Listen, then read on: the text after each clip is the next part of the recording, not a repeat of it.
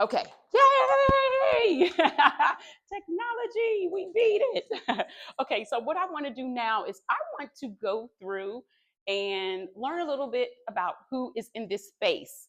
We do have a deck we're going to go through, but this stuff is pretty much nutshell and basic.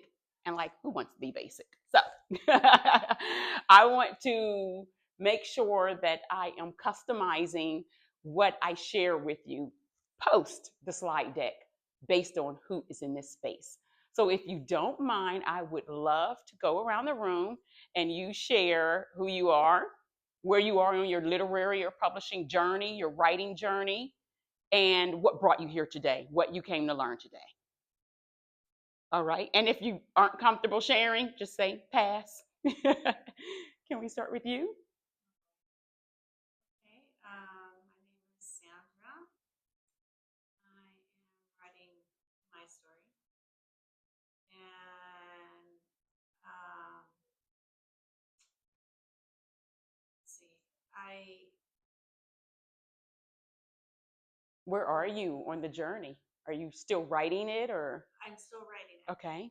Um, and I am having a tough time because um, there was a lot of trauma involved. So I'm reliving. Mm-hmm. I actually had to get a therapist Yes. to walk me through. Yeah, so that's where I'm at. Um, but yeah, this I want to start getting Okay. information. I totally get that. Yeah. You are so courageous and you're so bold because let me tell you what I did. I told my story and it was better for me to tell it as an autobiographical novel. An autobiographical novel allowed me to separate and distance myself from the characters and the main characters. So I told it. Okay, I'm all right. Yeah. I like that. Yeah, Yeah. because Yeah. Yeah. it Yeah. is hard. It is. Okay. You do have to relive that. All right. And let me tell you, all of this is totally normal. We actually, some of our writing coaches, they are licensed therapists. We literally have counselors and licensed therapists as our writing coaches because your average writing coach, when dealing with someone helping them tell their story, when they start unopening cans of worms and scars, they don't have the first aid kit to be able to like, wait, this is way bigger than the book. This is healing. This is deliverance. So we actually do have licensed writers, licensed therapists, writing coaches on our team for that reason. So it's okay. It's normal. It's normal. But it sounds so crazy because when I was working with my professional editor, when she told me, you've got to distance yourself from this story, I'm like, you can't. how? You can't. No, then it's not real anymore. So what you do, oh, please come in. So what you do is you dump it out. You dump it all out because about 25% of that is just going to be for you. And then when you work with a professional editor, that 25%, they will know to take it out. Like my editor said, are you done yet? Are you done with the parts where you didn't take responsibility? Where you blame the way you responded because this person did this to you and this person touched you and this person hit you and this person did that and this person, and you're not taking responsibility. So it is self-therapy, it is self-deliverance, and it is self-healing. And just know when you work with a professional editor and they start cutting that stuff out, they're not cutting a part of your story, they're not cutting a part of your life, they're cutting out what was meant for you. But guess what? You get to repurpose it as blog posts. You get to repurpose it on Substack. You get to repurpose it in newsletters. You still get to share that part of your story that's for you when you are ready. All right? Okay, you're very welcome. Okay. Hi, Karen. My turn is in a very different spot. I am. I wrote this poem Okay. back in the early '90s, and I had my kids. I was a teacher then. Thank you for your service. Thank you. And there was a program called Kid Picks where the kids could illustrate and stuff. Mm-hmm. And so I had them illustrate. I divided them up, and they all illustrated different phrases, and then they would do their illustrations of this poem. Okay. And then I had them record the voices of Okay. the whole school. Okay. And people are like, you need to publish that. You need to publish that. And I'm like, and I never have, and I don't know how. And that's where I'm like stuck because it's like all these years it's sitting there, and I keep having that in my head. And I've reached out, like I even brought this to Christine, and we talked about it. Yeah. She has a copy of it, and she's warning me. She's like, most people who have stuff, it never, how do you market it? It never Mm-hmm. goes anywhere. Mm-hmm. And I'm like, you know what, Christine? I'm at the point where I just want this hard copy book. Like I have the illustrations in my head. And let me stop you for a minute Yes. because this is no shade to Christine, but you never let anybody tell you what you can't do just I'm because here. they couldn't figure out how to I'm do it. here. I figured out how to do it. Do you know my first 2 publications were poetry? I have built my empire off of poetry. Okay. Yeah. Because she's been telling me about the different workshops, Yeah. and I saw this today, and I go, maybe this is like a pathway. Yes. Because I'm like, I would love to see. Well, first, I can't draw, Yeah. but I have pictures Yeah. in my head, but I Yeah. don't even care if they're exactly that. So what is your goal? My goal is to have like a hard copy book, and I'm imagining that each one of these would have an illustration, like the page of Okay. text with the illustration, Okay. and have a hard copy. And even if I can't sell it, if I can make hard copies and buy them myself and donate them somewhere. Okay, I have had a client. She was 80 years old and she said, I'm not about to mess up my Social Security dealing with selling books. I just want to serve. I want to use my book as a form of service. So even when people would pay her and donate for the book, she would give it to United Way or Right. her favorite I charity. told her I'm Okay. All right. So how many do you have? Poems. Just this one. So you have the one. It's just this one I want to do right now. Okay. If I can ever do something with this, I will create more. But Because you said a hardback book, so I'm thinking. I want to turn this into a book. This could each. I got it. This one poem I love to have it. illustrations and be a book. I love that. I love that. It is so genius because what I always tell poets is that every single line in your poem is actually a story. When I'm teaching, working with poets, I challenge them to go home and take every line of their poem and write the story behind the line. Write the story behind the line. There's so much to do with poetry. And that's what I love about it. Every single line is a story in itself. And you can go on and on and on. That's why a lot of people will say, well, poetry's a hard sell. For who? For who? For you? Speak for yourself. Like I said, don't let anybody tell you you can't do something just because they couldn't figure out how to do it. Between myself and my amazing team, we figure out how to do it.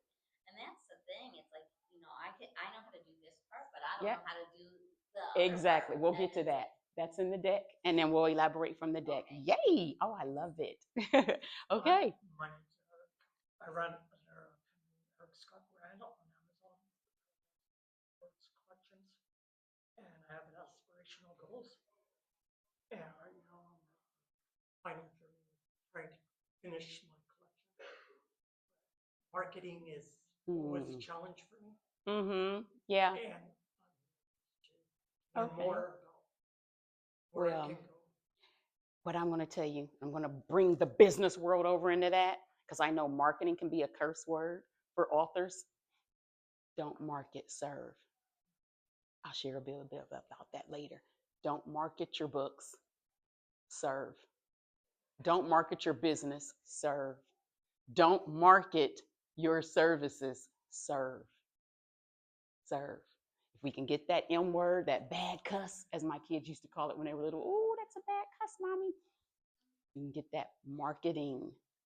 So I always tell my business owners and entrepreneurs, use your market dollars to serve, not to do the battle of the billboards here in Vegas. So we'll get to that. I love it. Okay.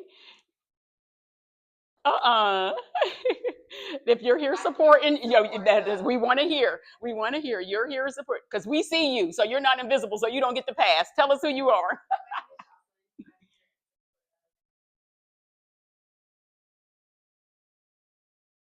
Yay. You want to pass? Okay. I saw Las Vegas Raiders.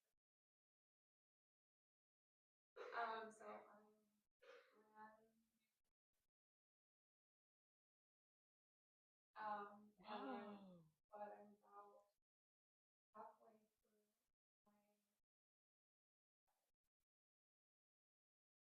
Ooh, yes. Because it's really that's ever since I like even young adult fantasy. Where does it start? But that's even when I was like in middle school, that was always like my passion, and so it's a really big craze right now. And I'm reading a lot of material, and I had a dream, and I became inspired to make a Ooh. story out of it.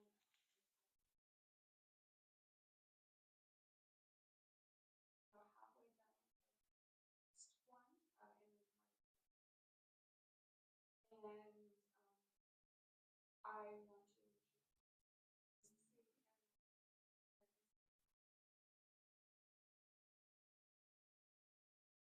Okay, well, the stars are going to get in your way. Let's just, a lot of people shoot for the skies, the moon, the star. Baby, that's going to be in your way. It's going to need to move out of your way because it's genius that you just, I won't even say genius, it's bold, it's confident, and it's courageous that you just, hey, I'm going to start writing. And this is my vision for it. And these are my goals. And you're a month in and you're already tackling that. And a lot of us, we get to the why part at the end. We get to the full vision part at the end. But the fact that you're starting on that solid foundation, not that for those of us who didn't, who just start writing, well, I don't really know why, and I don't really know the full vision, and I don't know where this is going to take me. That's fine too. But the fact that you at least have that as a guiding light, a guiding star, pun intended, you're way ahead of the game. So, how much do you have written, if you don't mind me picking and being nosy? Like in terms of word count? In word count, yes. In a month. You go, girl. You go, girl. Times where I'm like pulling my hair out, but I heard from because I have a music background, Mm-hmm. and so I heard from a really successful I did a workshop with that, and this is a question for him. It's just like how do you create so much work? And he said nothing inspires creativity like a deadline. So Mm-hmm. so I kind of gave myself a deadline because I'm also in school for something. Mm-hmm. So before I get to some nitty gritty stuff in January, I'm giving myself this deadline so that I can at least have the draft completed, and then by like Christmas. Yes. So then next year.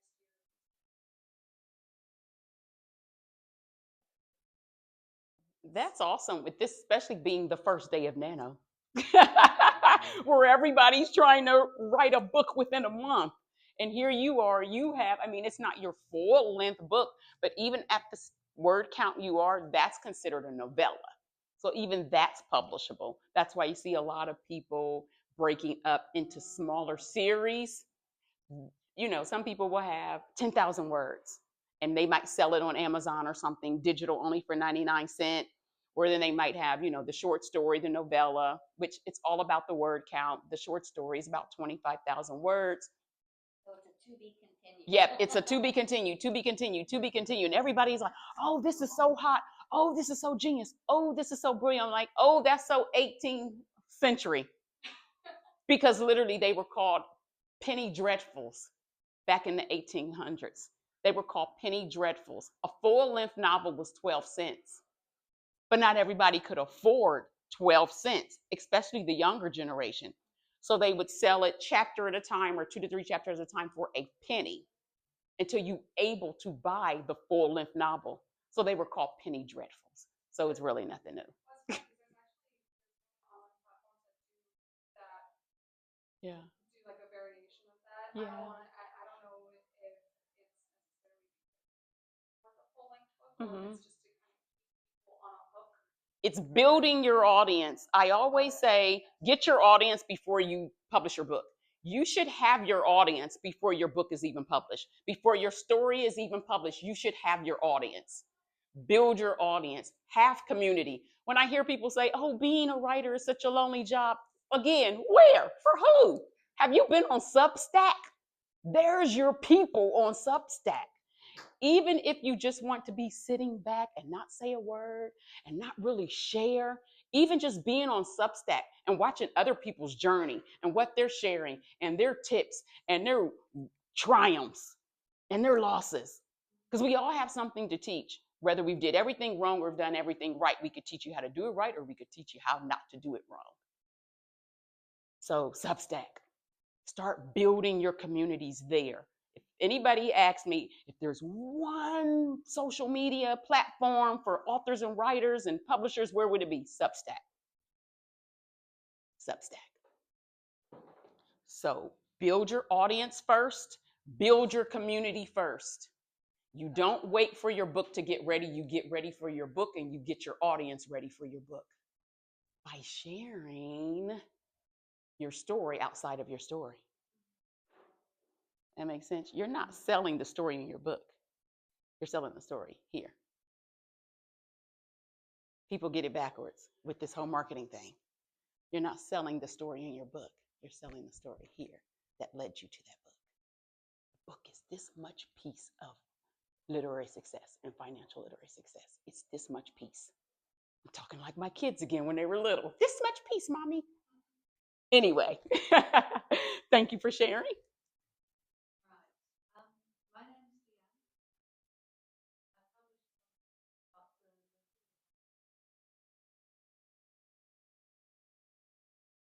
I published novel.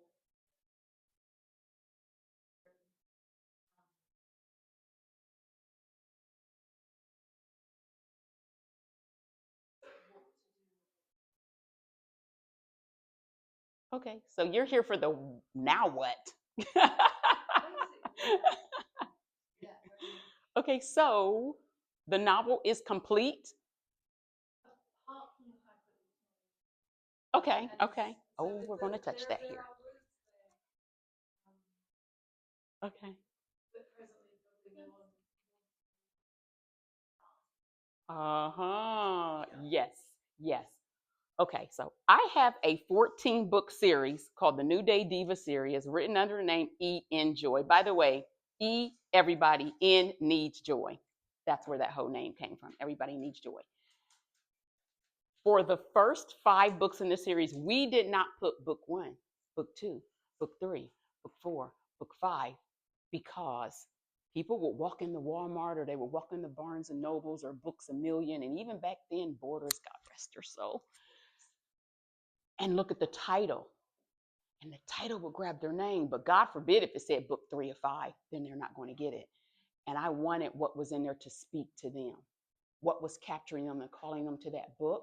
I didn't want them to know it was part 3 because I know people are sticklers for reading books in order. So I wrote a standalone book series. Do I make up half of these words? Absolutely. But a standalone book series.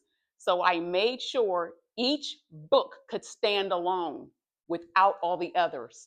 But if you really liked Deborah, who played a cameo in Tamara's book, you could go back and read Deborah's book. So the other characters would peek into the books. But if you really liked that peek, that cameo, that Steve Urkel, who was just supposed to be on one episode and ended up taking over the entire show, then you can go back and find that book. So some people will just say it's part of a whatever the series title is, and they won't number them. Can your book stand alone? Every chapter should be able to stand alone. I'm a professional editor as well, and I make sure when I'm working with my authors, every chapter has a beginning, a middle, and an end, not just the book. Not just the book. Every chapter needs to have that beginning, that middle, that end. And that is why Penny Dreadfuls were able to be as successful as they were, because those chapters, it was a story in itself. Okay. Thank you so much for sharing. Thank you. Yes. I have written the poems. I just need to know how to get them published or copyrighted or whatever, because I want somebody to use them. Yes. But I don't want them to take them. don't even know if that's even Okay, so how let's that works. let's talk about that. You want someone to use them. Are you saying someone in particular, or okay, you want someone to be able to use them, but you don't want them to be able to put their name on it and take ownership and credit for it. Got it. Because I want to be able to say someone else down the road. Yeah. And I want them to be able to publish it or put it, Yeah. print it and put it on their wall at the office. Yeah. Type thing. I don't want them to be, oh yeah, I wrote that. Yeah, I really love that. Like I said, I'm not looking for money and all that kind of stuff, but I have a particular. yeah, I love that you said that because our books, everything we write, it's our IP, it's our intellectual property, and it needs to go into our trust. It needs to go into our estate. And so I personally have a literary executor. You know how you have executors for your wheels? I have a literary executor. This is what needs to happen with my story that I have fought tooth and nail to own the voice of and the narrative of. This is what needs to happen to my story should I become incapacitated or die. And most of us don't even look at this. Wait, this is IP. Intellectual property sometimes is more valuable than something tangible. It's more valuable than the Porsche. It's more valuable than the mansion. And yet we forget to put our IP, our stories, our intellectual property in our trust, in our estate planning. And I have this needs to be renewed. The copyright needs to be renewed here. The trademark, the trade name needs to be renewed here. You're giving all these instructions on who can do it. You're letting them know this person has this. Someone wants to take my book when I'm gone and make a Lifetime movie out of it. Do you have that in your trust? Do you have a literate? So you're getting ready to put your entire journey out here. You're getting ready to put your entire journey out here. What do you want to happen to it? Should you become incapacitated? Should you pass away and some executive producer in Hollywood get your book in their hand and now they want to make a story or a film? Especially when it's your journey. And I say your journey loosely because it's really not your journey. Everything that's been imparted into us to share, every poem, every story, every nugget, every word, every line, every journey we took to get to that point, it's not even ours. It's somebody else's portion. That's why we want to share it. Even if it's with the masses or it's just with our families, because we also do what's called legacy writings. People will come to us and we will write their story and it goes into their trust and it cannot be read until they passed. Some people write their own eulogy. And so that's legacy writings, but it's in their trust and they understand the impact. They understand that these stories, whether it's romance, comedy, sci-fi, fantasy, nonfiction, whatever it is, it's for somebody else, whether it's to make somebody laugh out loud who was having the most horrible day, or somebody who was having the most horrible day and then they saw your character was having a horrible day and it somehow made them feel better. It's somebody else's journey. And as long as you keep it on your paper, on your laptops, and not out here, you're starving people because it's their portion. It's their portion. So I'm so excited about this, every chair pretty much in this room being taken today because everybody realizes we call it our stories, we call it our works, we call it my and me. We sing the song and all of that, but it's really about you, and you, and you, and them, and all the pronouns, okay? It has nothing to do with us. Which is why you don't have to market. You just have to serve. You just have to serve the portions. I hope this is making sense to people. I just love this part because this is where I kind of get to sneak in my one-on-ones. This is general stuff. I really like this so that, we can really do the one-on-one. So, but I'm going to get to that copyright part. It's on the slide. My friend, good to see you again at another workshop. Please introduce yourself to everyone so they can know who this fabulous author is who has joined us. Yeah, my name is Keith, local novelist, and I went to Joylynn's workshop a couple months ago. I attended one, wanted to get the other ones, but I can only get to that one. But just brought so much energy that I was like, man, I'm glad I caught it. I got the email. I just put out my third novel. Yay! Yes, congratulations. All right. And it's about a husband and wife who just got divorced, but they're struggling with AI relationships. So each Oh. one of them got a little AI mainstream Oh, that they're shoot. struggling with. And I tried something different with this. I lay out all my books myself for covers, but this is the husband's story and this is the wife's story. Oh my goodness. Love it. Love it. Love it. Love it. I'm just really here to, I know you have so much experience with traditional publishing. Yes. And I'm all in. Okay. I published my own books, 3 of my own novels. I Okay. published 12 books now in print and in digital format. Okay. I'm also a narrator, so I also do voice acting. Okay. And I also did a music video of this book as well. All right. Look at that. So I also write songs. Okay. Looky here. Look at the talent in this space. Things, but Yeah. Oh my gosh, the talent in this space, incredible. Thank you so much. Okay. Can you introduce yourself, why you're here, where you are on your writing or publishing journey? done a lot of professional writing. Now retired from that, and I'm writing plays and musicals. Ooh. Had a couple of short pieces. All righty. Well, thank you. Can you mind sharing any of the titles or the names of the pieces you've had produced? Whales.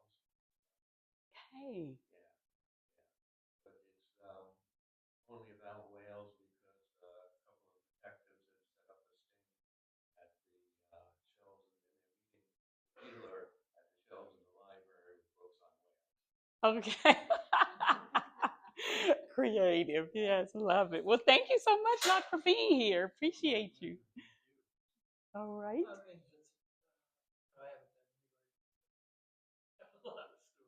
Okay. So is everything still in your head? You don't have a journal. You don't have you don't even have a receipt that you wrote something on the back of, an envelope on your way back from the mailbox to nothing. It's all in the. Okay. Okay. Oh, woo! Oh goodness, thank God. All right. So what do you write?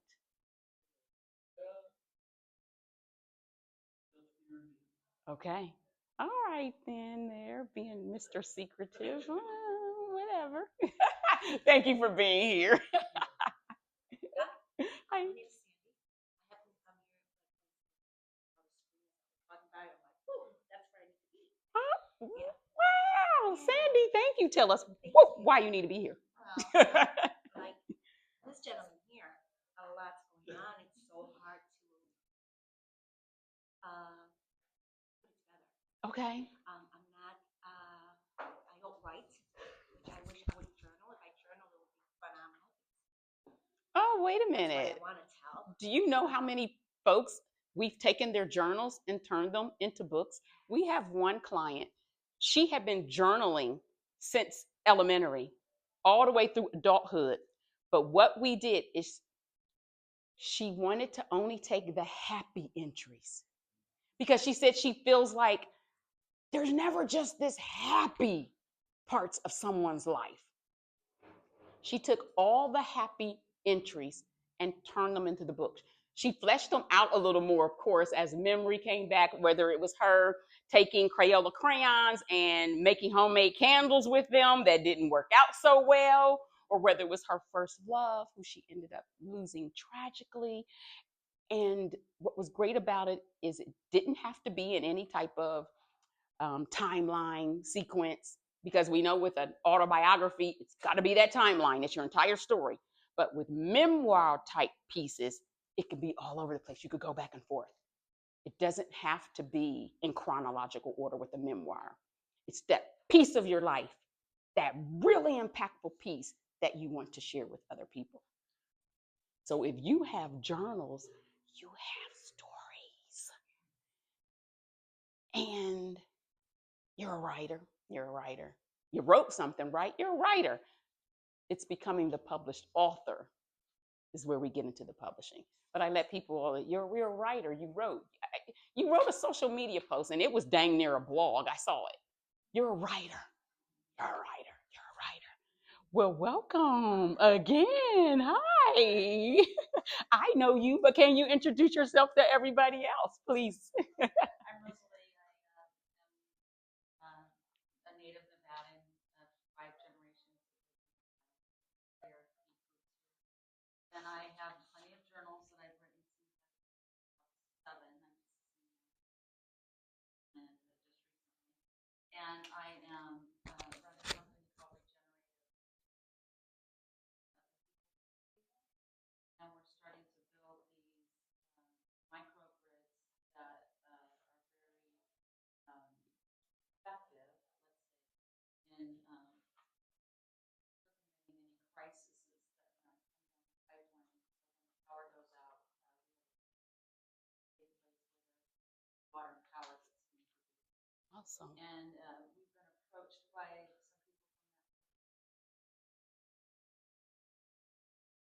some people from that docu-series on because we're doing everything with parents, and we're doing it on urban, rural, and sovereign land. Hmm. Just in case many things happen on the sovereign land because they're not regulated. Well thought business plan that will generate has the full capacity to generate. Oh, wow. Very well thought out. Yeah. Long line of developers better than what we did before, and Good. That's a story in and of itself. And it's no surprise that you've been contacted to really document, because that's what storytelling is. Documenting those different parts of journeys in your life, whether it's everything you want to share or just a piece or even building your own world.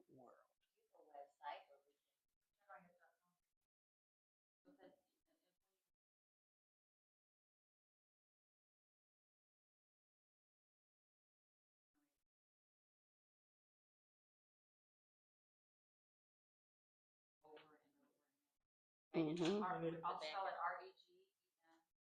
I'll spell it for you. REGEN.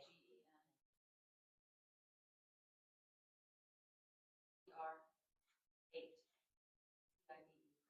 The at sign? Eight. Mm-hmm. The 8. Like the number 8. Oh. Yep, the number 8. Okay, Mm-hmm. REGENER numeral 8. And then Dot. Mm-hmm. okay. And then .com. So you already have planted yourselves in a community with people that are like-minded, that have a story. So that's something you can never say is, oh, I feel so alone in this. Sharing my story, being a writer, being an author. Look at this space that everyone's taken the time to be here today and to share and to learn. You already have a community right here. So I definitely encourage you at the end of this workshop to please, again, get each other's websites, get each other's newsletters, business cards, scan IDs, whatever it is, and stay connected, because that's how we learn. Individually, our stories make a difference. Together, they make an impact. That's with anything. Individually, we make a difference. Together, we make an impact. All right, so Desmond, we need your password. Let me run and get Desmond really quick. Hi, we need your password. Okay. All right.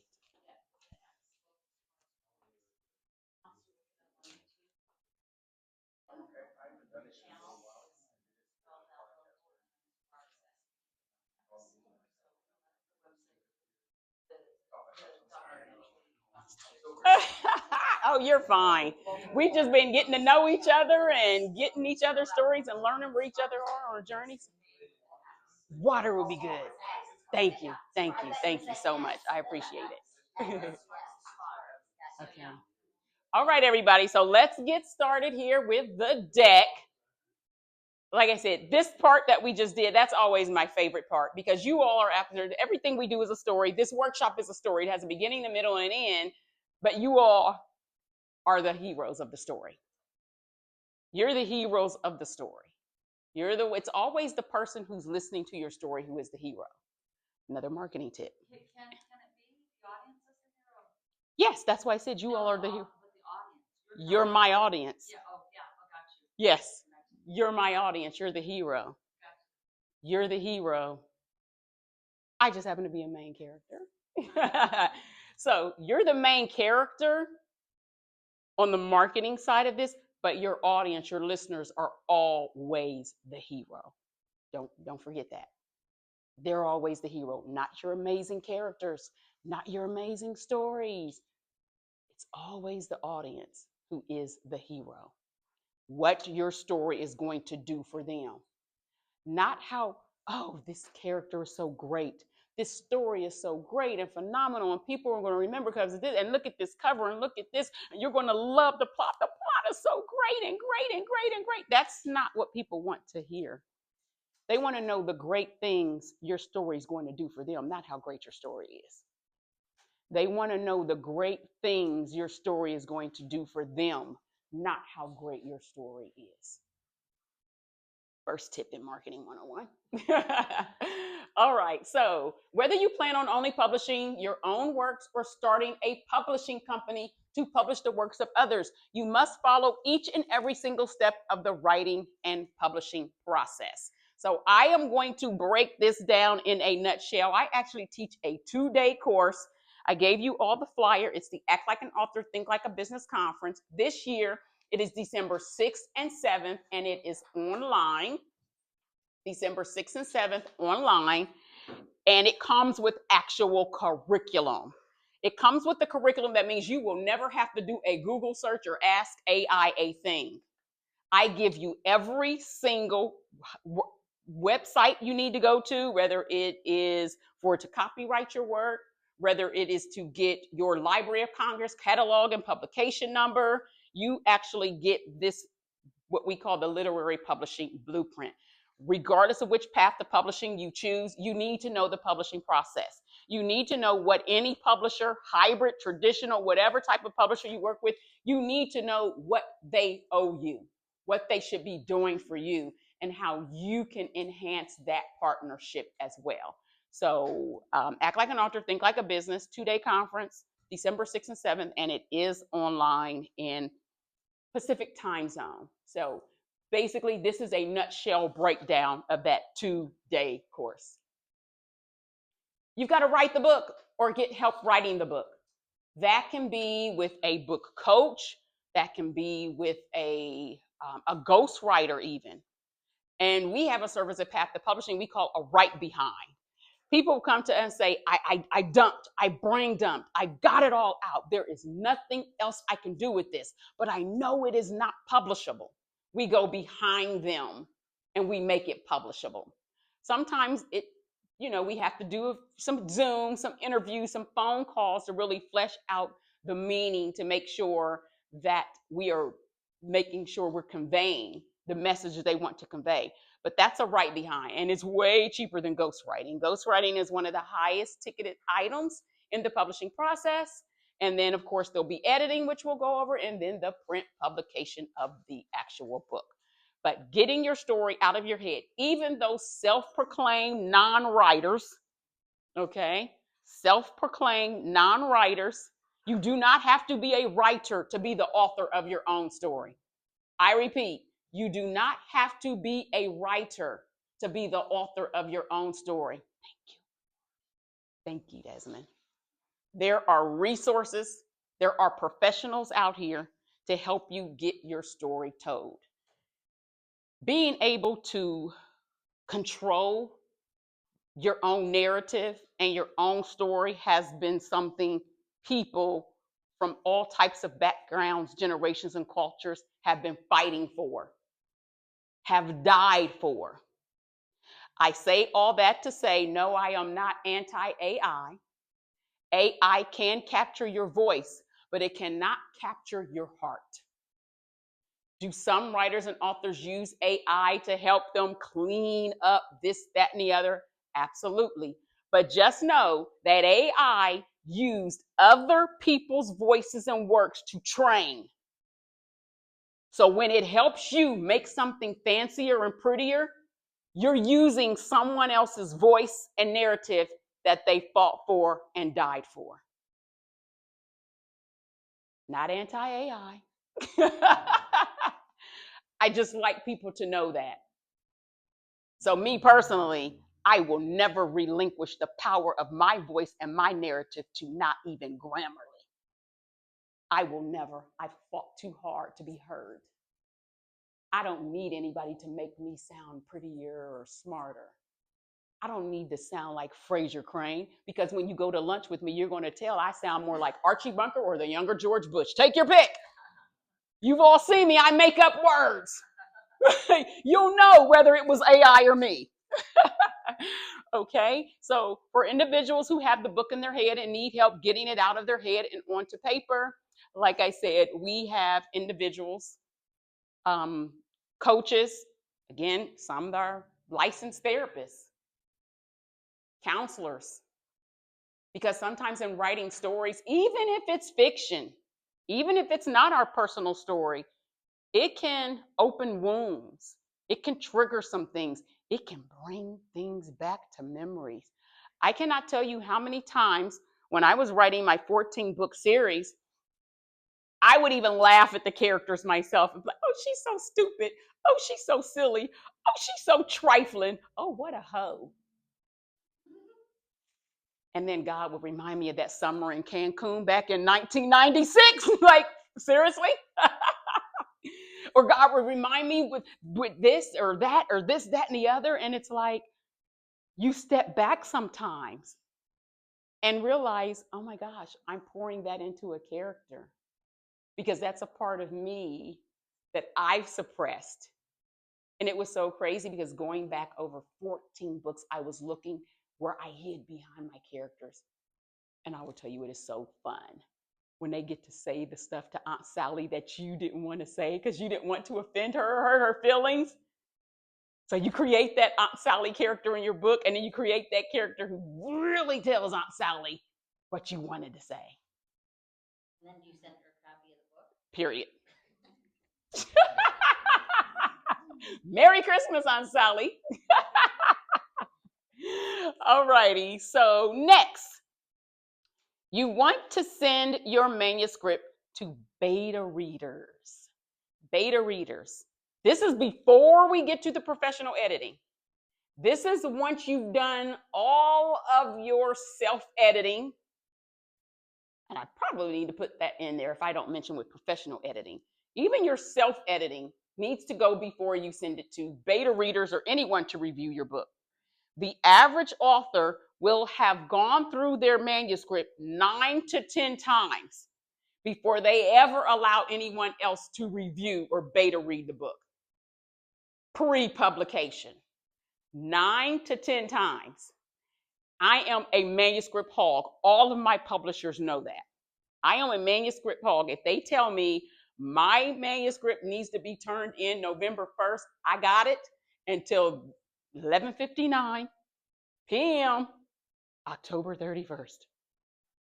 I never relinquish the opportunity to have one more last look at it. So around 8 and 9, maybe even a couple of times before that, I'll make sure I've read it aloud to myself. Does it sound the way you want it to sound?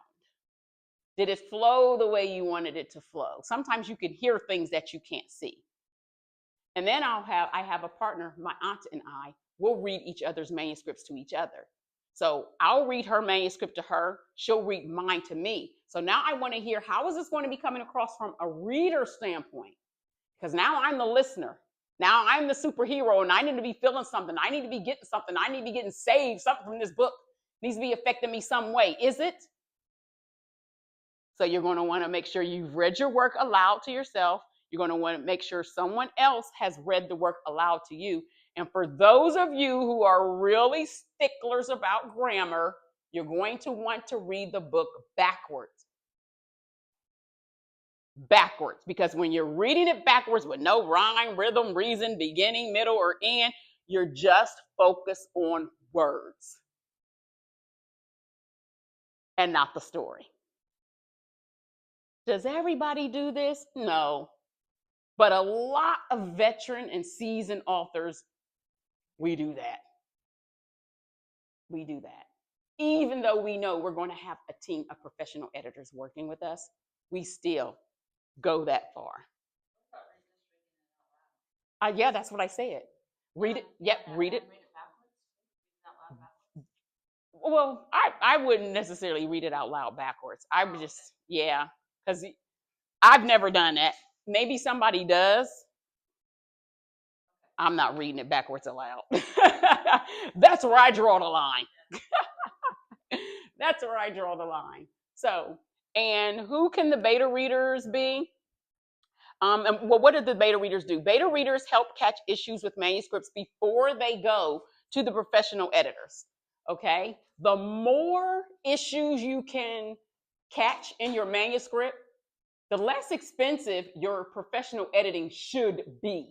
Most editors have a base price, whether they charge by the word, the page, some charge by the hour, because when heavy editing is involved, if you find yourself spending an hour on one page, it's like, whew, this is a lot. So an editor is going to start at that base price, but if heavy editing is required, the price is going to go up. So the more you can catch, the more your reviewers can catch, the more your beta readers can catch, the more polish your manuscript. Sure. For this editing that you're referring to, are you talking mostly low, or are you thinking more like even plot, like you did this? Even plot. Even plot. Because, you know, there's content developmental editing where they're going to, wait a minute, he was 6'5" in chapter 6, but now he's 6'8" in chapter 13. So you're going to find, you know, discrepancies and things like that. But then at the same time, you have your copy editors and then you have your proof editor. I don't want to get too ahead of myself, but every form of editing starts with a base price. So even if it's getting to the copy editor and there's all these misspellings, it's like, sheesh, you never use there, and there right. Now I got to go in and we got to fix all these there's, and there's, and you know, and twos and twos and twos and things like that. It's going to be considered heavy editing. So the thing about beta readers, and I mentioned the full course I do where I just give you the list. Well, here's where you find beta readers. Go back a little bit just to keep this going so it doesn't die. Here's where you find beta readers. Here's where you find reviewers, right down to here is a list of everybody, every podcast who interviews authors. So like literally it's the blueprint. And so there's designated beta readers. Some are paid. Not every beta reader is free.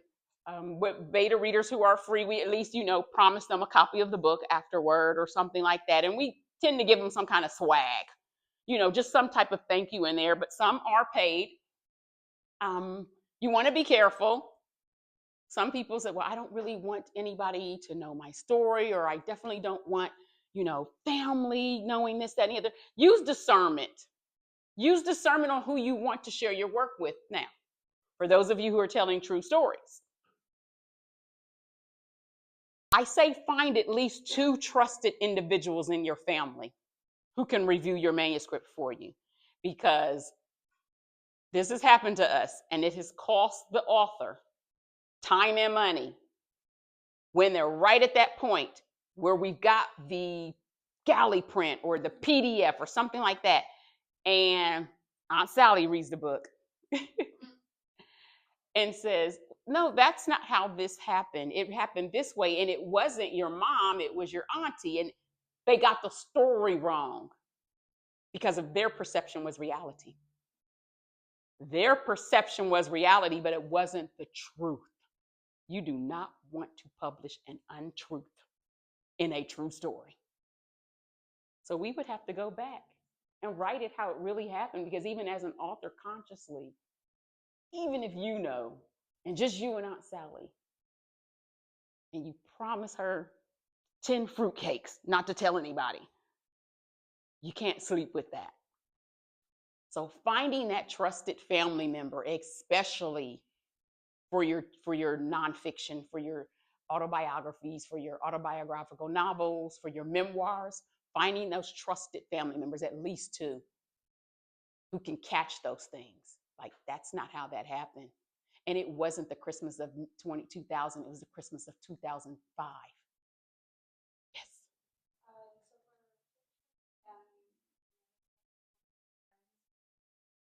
I thought of that, but I have a hard time because they know me Mm-hmm. they don't know me as a writer, and they don't know me as a writer of that type of genre. So Mm-hmm. I get a little nervous that they'll.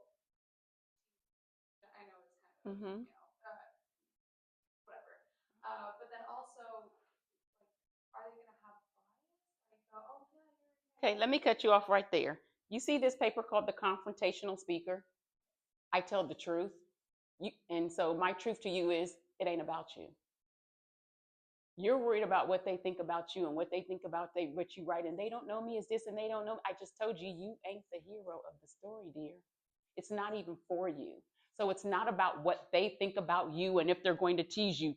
The easiest thing to do as a writer and an author is to remove yourself from this, because it's not about you. And you just try to make it about you. And when you try to make it about you, it means your full expressive writer, author self isn't going to be released on those sheets of pages, because you're going to be thinking about that. And you're going to stay focused on who the superhero is. And it's those people whose life your story is going to touch, change, or even save. So what? They don't know that part of you. It's a part of you, right? I just taught at Women in Business Summit this past Wednesday. And my thing that I taught on was called Your Brand Story, from Invisible to Influential. And what I had to share with everybody in there, and they probably thought I was going to come teach them about how to be seen, how to be heard by everybody around you so that you can look confident and you can look courageous and la la la la la. I taught them that you're only invisible because you're invisible to yourself. People can't see you because you're not sharing all of you. You're trying to hide this part of you. You're trying to hide the creative part of you. That's not in alignment with the everyday person they see, but it's still part of you, and it's okay. It's just another hat you wear. You're trying to hide the part of you that goes the frick off when your fries aren't in your bag. Like, we're always trying to hide these little bits and pieces, parts of us. It's like, why? Because we're making it about us and not about the people we're here to serve. You're going to keep hearing me say that because you're a servant. You're a writer, you're an author, but you're a servant here to serve a message. So I don't care if they talk about you. I don't care if it's not who they're used to seeing. I don't care if they clutch their pearls. It's not about you. So you got to stop caring too. You got to stop. You got to build that community of those people who are cheering you on, and you remember, this is who I'm doing this for. This is who I'm doing. I don't give a darn what Aunt Sally says. Remember, it's just about this book, and it's just about the story. And what I always say, you know, that person in your family who criticizes everything you do is garbage and trash. Please give them your book to review. They are going to tear it up and shred it up like dog poo and food. That's the best person you can ever get to review your book, is that person who the glass is always half empty. Mm-hmm. Telling your truth. It's not your truth, it's the truth. Okay. But it exposes a family member Mm-hmm. in a bad way. Mm-hmm.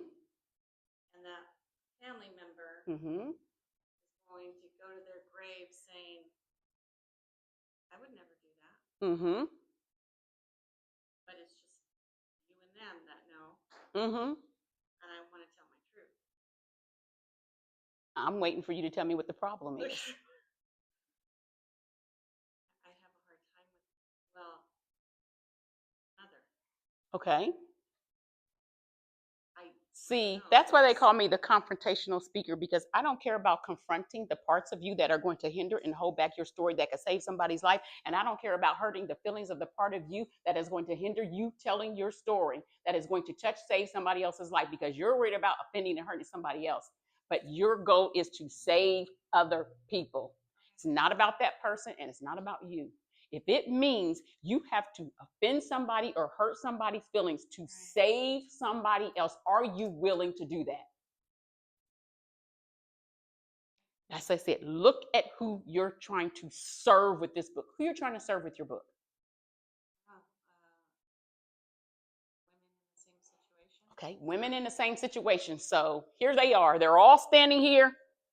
Let's play this game. They're all standing here and they are looking at you. And they are desperate, and they're starving, and you've got their portion right here in you, So they're starving because you've got their portion, but you don't want to offend mommy, and you don't want to hurt mommy's feelings. So we'll just stay over in this corner and die because of you. Okay.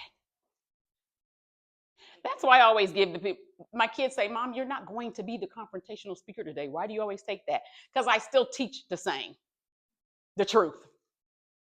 There is no my truth. There is no your truth. It's the truth. We're not going, when you say my truth, you devalue it. Because you're saying it doesn't have to be yours, but it's mine. No, it's the truth. Don't devalue it. It's not my truth. Don't say that. Because I know you're going to be speaking in front of a lot of women, and people are going to be calling on you to serve, not sell, not market. Don't devalue with my truth. This is the truth, the whole truth, and nothing but. The truth isn't always quick and easy. Sometimes it's long, hard, and very painful. But guess what? Your pain ain't special. Your challenges, your situations, your circumstances, they ain't unique. You're special. Your story is unique.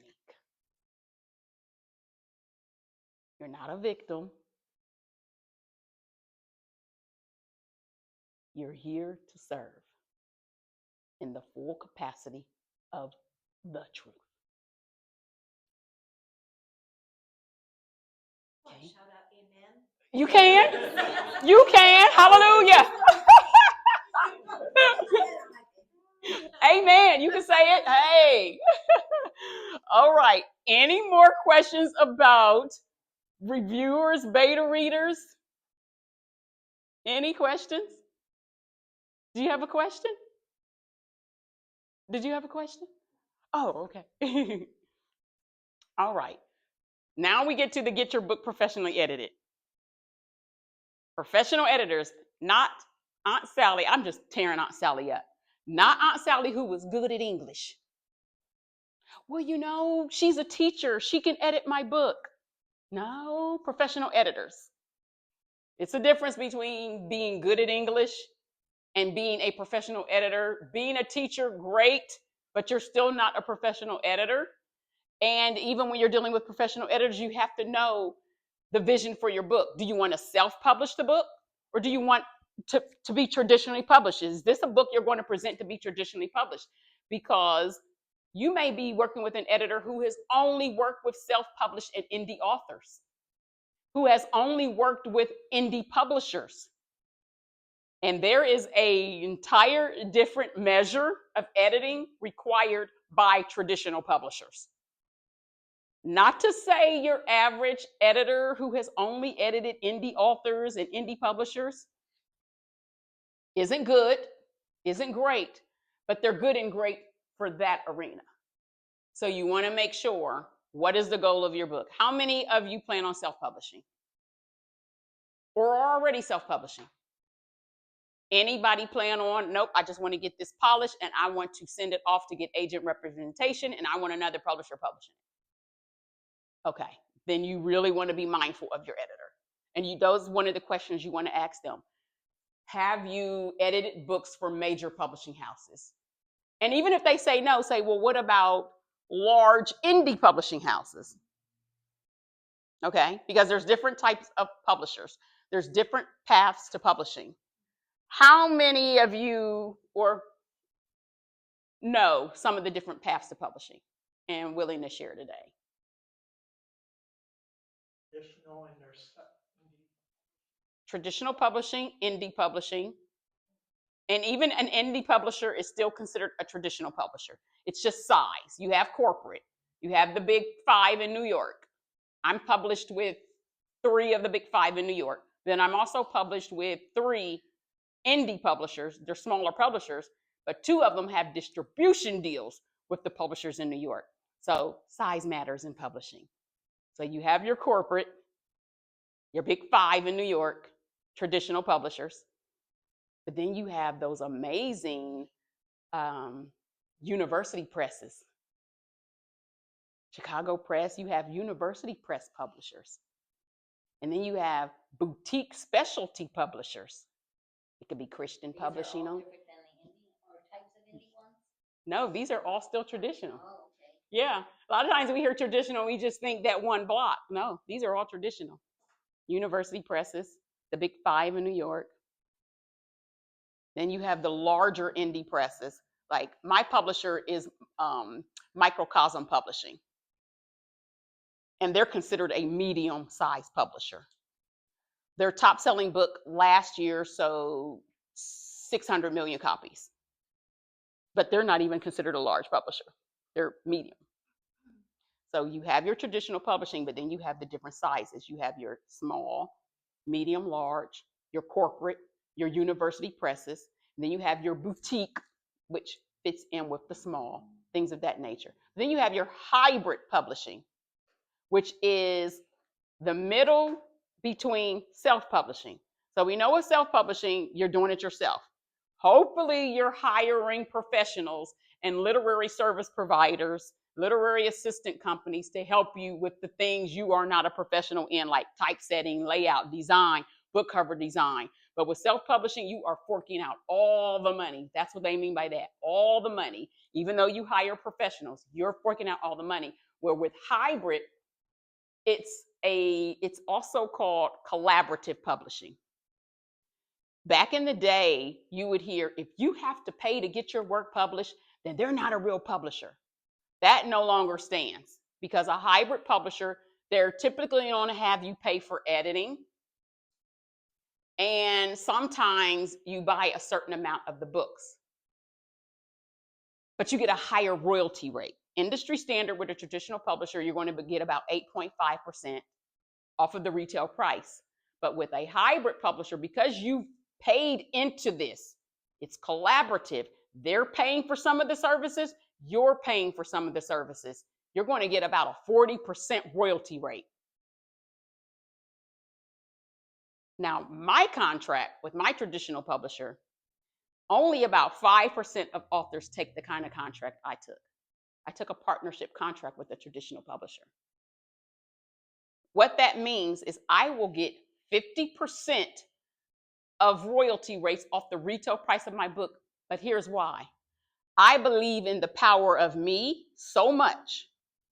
I believe in the power of my story so much that I'm basically saying, pay the editors, pay the book cover designers, pay the administrative assistant. And then once all of that is paid, let's start splitting royalties 50-50. Because I believe in the power of me and what I'm going to do with my book. And I know my work ethic is phenomenal. And I love my team that's behind me with the traditional publisher. Whether I sell 1, 2, 3 books, I want them to be fed. I want them to get a paycheck. So if it costs you $25,000 to produce my book, I won't start getting royalties until after your staff has been paid their $25,000. Those are very rare, and it usually takes people who know their bleep to take that kind of contract. Or a person like some of you in here who already said, this isn't even about the money for me. I just want to serve. I want to help. I want to save people. You would take a contract like that. I want everybody who worked on this to make this book amazing, to be fed and to eat first, even if I don't sell any copies. I just need my story and my message out there. Those are the type of people who will take those type of deals. And so that's traditional. So it's never just black and white. That's why you work with literary consultants, to really help you break down these different types of things. So you have your traditional, you have your hybrid, and then you have your self-publishing. And then a lot of people will separate POD, which is your print on demand.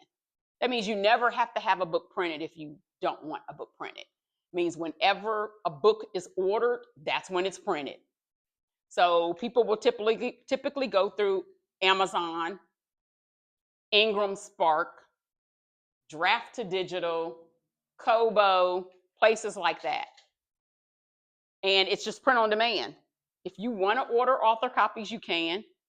But if not, anybody who you give that link to or Googles your book or whatever, they can get your book and it's printed upon order. So print on demand.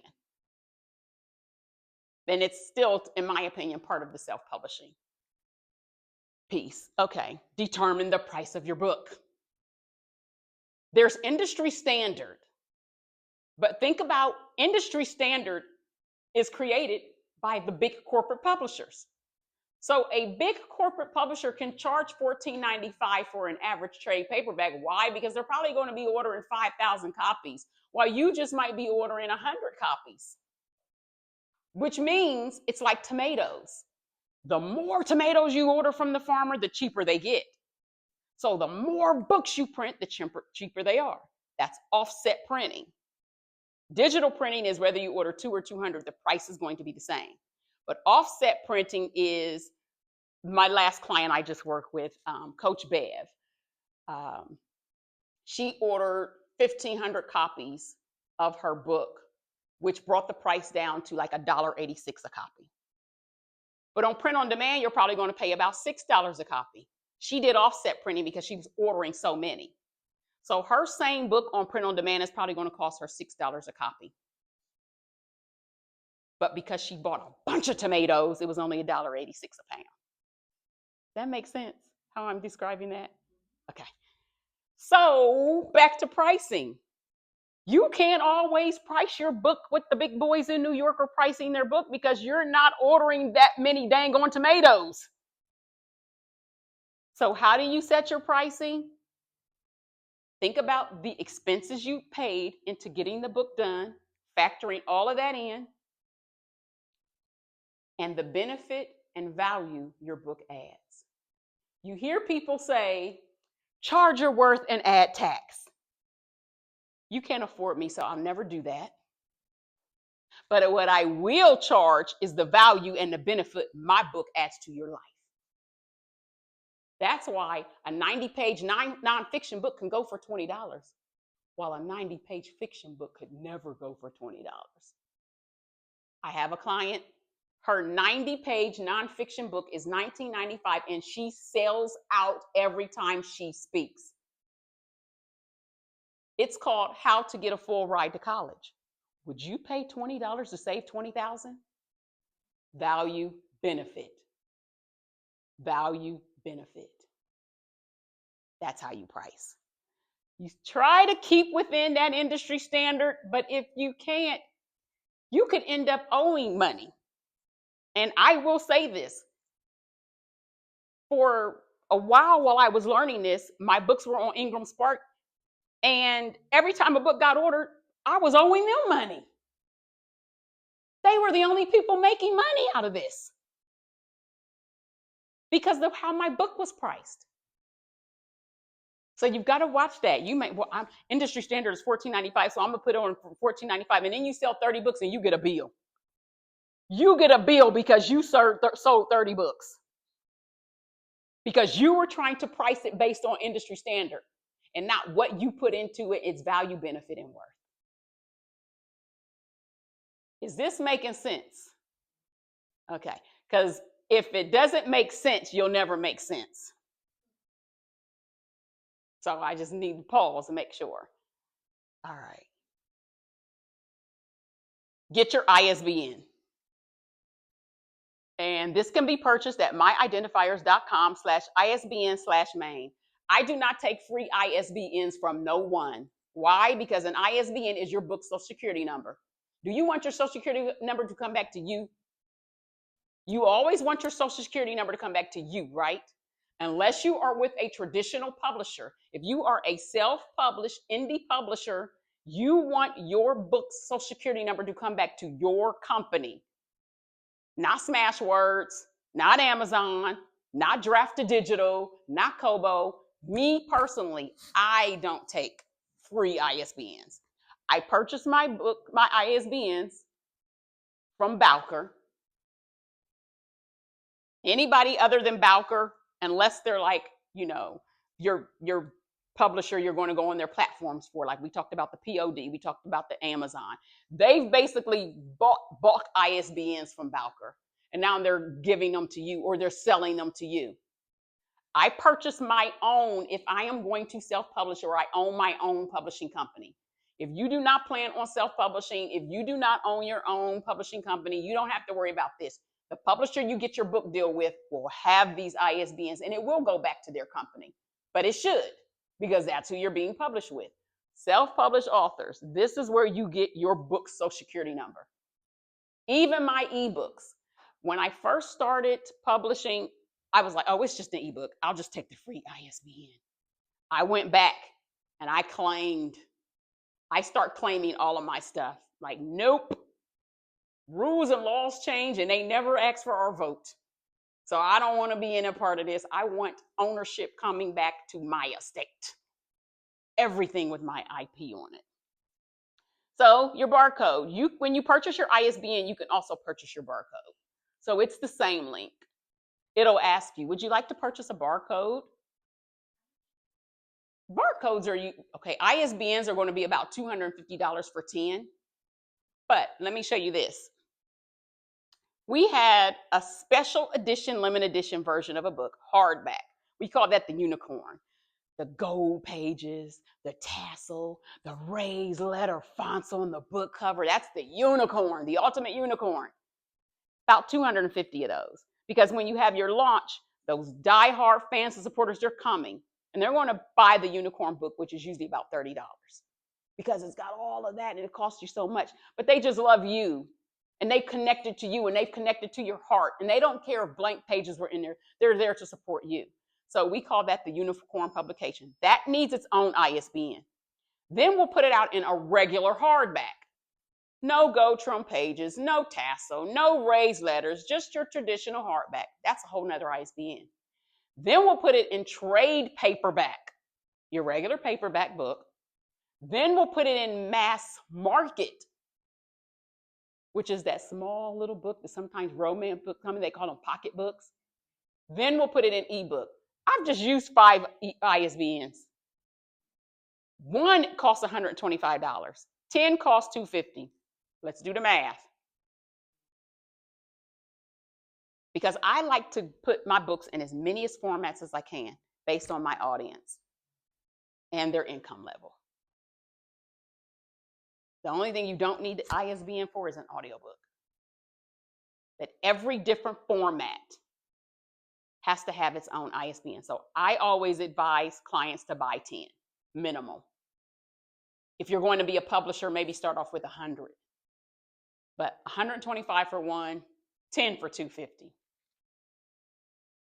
And then the barcodes, you can order as many barcodes that you want to order. Because you could do pricing, going back to pricing.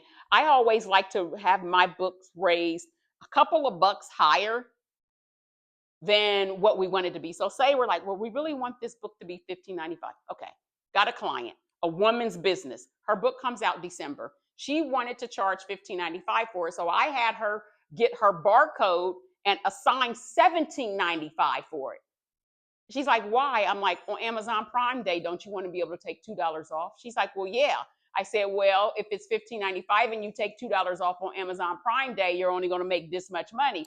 If you put $17.95 on the sticker and then on Amazon Prime Day say, ooh, you're going to get $2 off, you're still at your $15.95. And only us know that. Don't charge what you want. Overcharge a little bit and then do price promotions, do sales, offer coupons, offer discounts. Never price your book at industry standard what you want to make. Leave wiggle room. Leave that room. And some people are like, well, I already got a barcode and I got 500 books printed and on the barcode it has that. I'm like, you ever heard of stickers? Get a new barcode sticker and stick it over the old one. There's a will, there's a way. None of my clients has ever come to us with a problem we couldn't solve. Even someone who had a big book launch and their books didn't arrive. She sold out of her books that weren't even there. That's another story. Get your Library of Congress data.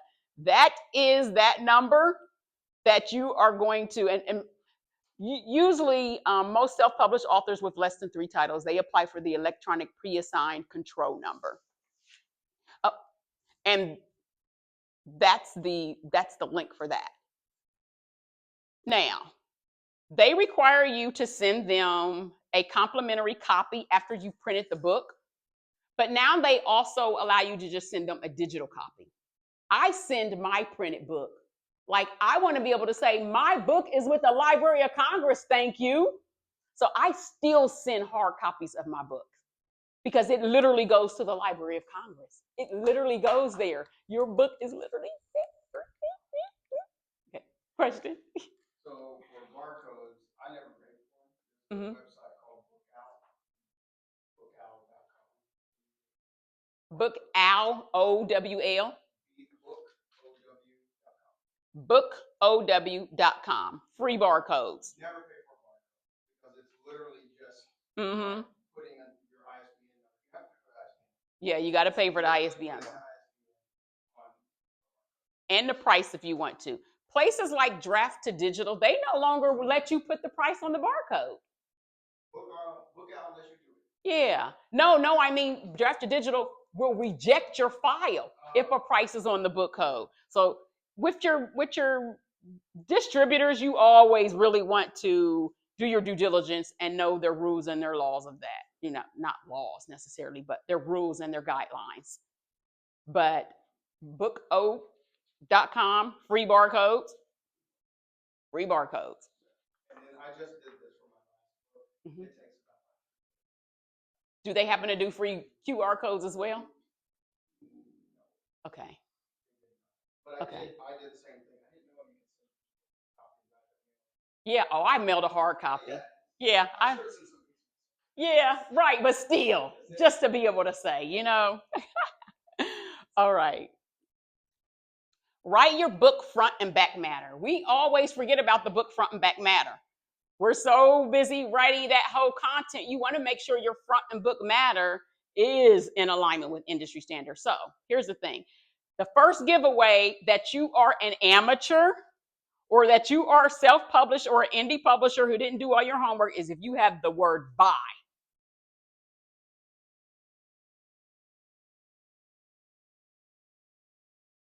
By such and such author. You do not put by. Look at your traditionally published, professionally published books. You will never see a book, maybe a children's book every now and then, because they will say written by or illustrations by, just to make that separation. But my book, I've got a book coming out with a New York Times bestselling author named Carl Weber. The book comes out, it's called Dating to Die. So it says Dating to Die, and then it has Carl Weber and Joylynn Jostle. I'm writing that under my Jostle. It doesn't have Dating to Die by Carl Weber, by Joylynn Jostle. It's a dead giveaway when you use the word by. on your book cover or in your front book matter. Your front book matter will look like this: a half title page. A half title page is just that. It's just the title. It's only have the title on it. And then you turn that page, and then you've got your full title page. Your full title page has the title, your name, not by, the title of the book, your name, and then the logo, the imprint. That's not even necessary, but if you do have a publishing company, you do have a logo, you'll want to put that logo there. So you've got your half title page and you've got your full title page. I love it because Kim Whitley, the actress Kim Whitley, once was purchasing one of my books. And I wrote her name K-I-M. But I'm like, oh, shoot, it's K-Y-M. So I ripped the half title page out and just re-autographed it on the full title page. So if ever you're at a book signing and you mess up the spelling of someone's name, or they say, oh, no, I was going to give that to my sister for Christmas, you just rip out the half title page and then autograph the full title page. And then after that is your copyright page. And then if you're going to do a preface, a dedication, an acknowledgement, all of that. But that is what your front book matter industry standard should look like. When it doesn't, I already know. Oh. Mm-hmm. So why do they care? They just do. Quality. People care about quality. But the buy thing, why is that? People care about quality. Like I tell people all the time, we live in a society fixated on presentation. But I try to tell people, whether I deliver something to you in a brown, greasy, nasty paper bag or a pretty blue Tiffany box, it has the same value. It's going to be priceless. Sometimes we got to get over presentation and delivery, but I'm just saying, this is industry standard. Why does it matter? It just does to people, because we live in a society who cares about presentation, excellence, and quality. Buy become a bad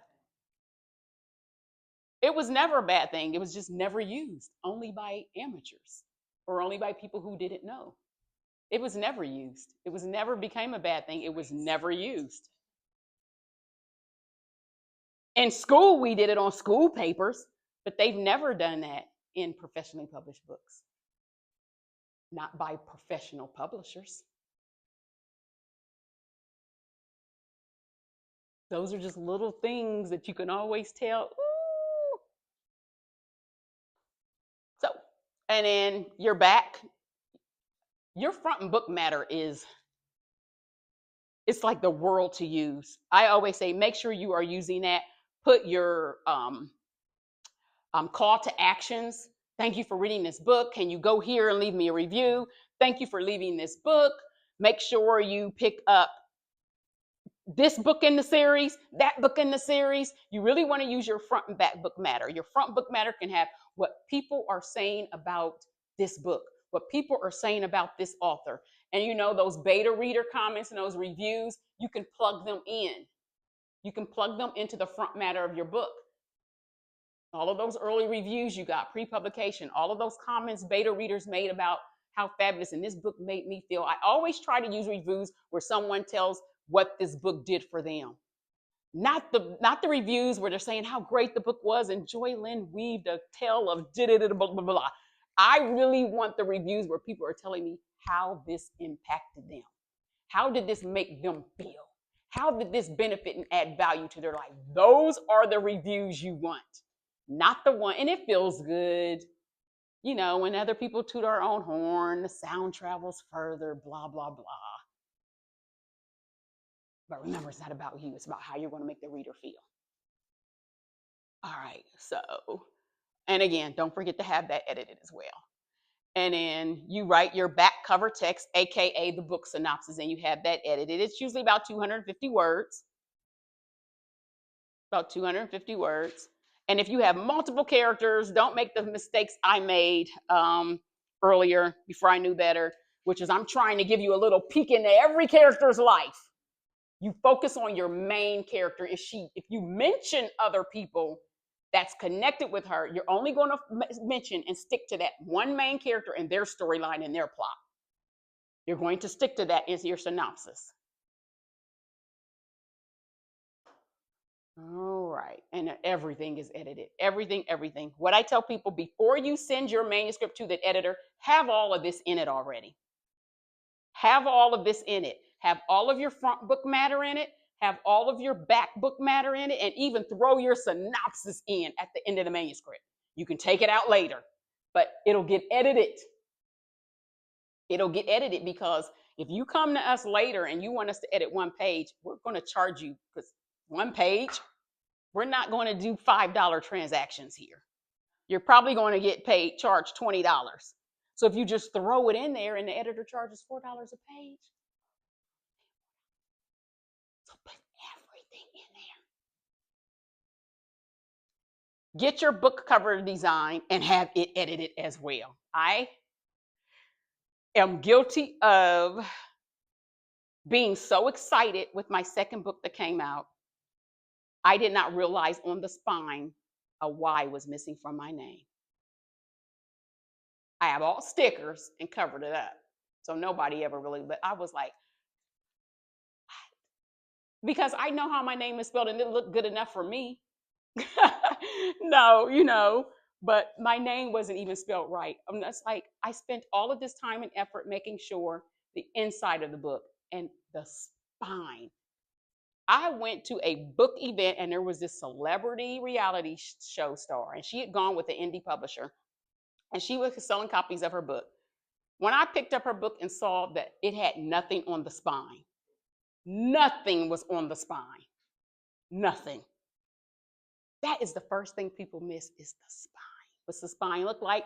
The title of the book, the author's name, or unless you're James Patterson or something. Sometimes they'll put the name recognition first over the book title. But typically you'll see the book title, the author's name, and then a logo will be under at the bottom. Or if you don't want to use a logo or anything like that, say you have this really sexy shoe on the cover. You will put the title of the book, the sexy shoe in the middle, because that's kind of like a little eye catcher for the bookstores who are going to face, or the libraries, who are not doing face out, but spine. That little sexy shoe will grab an eye. So jazz that spine up. Like, I am into taking advantage of every bit and piece of your book, including that spine. What is going to attract people? Okay. All right. Get your book typeset. Typesetting, interior layout is different from interior design. I'm always making sure that I get the language right with my clients at Path to Publishing, because one time we did a quote because she wanted a typeset. She really wanted design. She wanted graphic boxes, and she wanted fancy fonts here, and she wanted lines there, and tigers and bears, and oh my, it was a huge miscommunication and mistake. We ended up really losing out on this because we had not relayed the difference clear enough to her between a typeset and interior design. Design is just what it says, means we're going to be adding more things. And nonfiction books, I love a nonfiction book that's kind of jazzy, maybe has a really nice font, or even like a sketch of something. Poetry book. I did a poetry book, and kind of like what you want to do. You want to add those images, you want to add those illustrations. I just really wanted to jazz it up. So that's design, and it's going to cost more. But for your novel, for your nonfiction or whatever that doesn't have all of the need illustrations, doesn't need pie charts and all of that, it's interior layout, it's typeset. But if you want fancy bars and you want pictures, say you're going to put pictures in your nonfiction book, is it an autobiography or is it a memoir?